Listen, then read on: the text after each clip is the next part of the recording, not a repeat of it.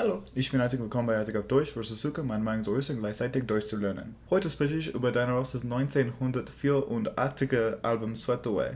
Wenn du nicht weißt, wer Diana Ross ist, sie war Teil einer der einflussreichsten Motown-Gruppen aller Zeiten, der Supremes. Zum Zeitpunkt der Aufnahme dieses Albums war sie 40 Jahre alt.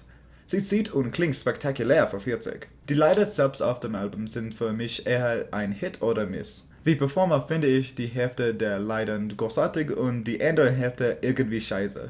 Im Gegensatz zu Performer mag ich die schlechten Lieder auf diesem Album jedoch nicht. Aloha oder Pilot konnte ich zumindest vertragen.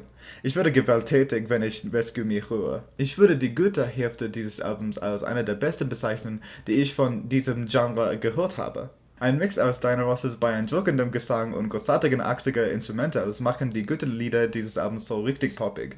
Von diesen 5 würde ich sagen, dass der Titellied Swept Away mein Favorit ist. Ich kann diese Rezension wahrscheinlich nicht machen, ohne It's Your Move zu erwähnen, was den Weg für Vaporwave ziemlich geebnet hat. Beide Versionen gefallen mir sehr gut.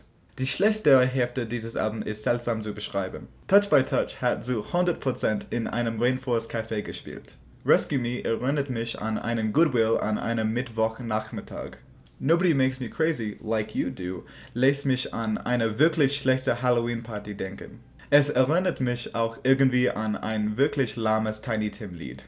Über We Are the Children of the World und Forever Young gibt es nicht viel zu sagen, sie sind einfach scheiße. Swept Away hat die seltsamsten Anrufunterschiede, die ich je bei Spotify gesehen habe. Der meistgehörte Lied, All of You mit Julio Iglesias, hat weit über 11 Millionen Mal gespielt. Das nächste Lied, We Are the Children of the World, hat 10.000 Mal gespielt.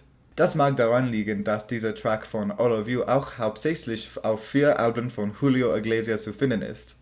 Deshalb heißt es auch, Diana Ross auf ihrem eigenen Album zu zeigen. Ich muss davon ausgehen, dass diese 10.000 Aufrufe auf We Are the Children of the World übrigens ein Zufall sind. Dieses Lied ist scheiße. Ich gebe Diana Ross's Swept Away 6 Punkte von 10.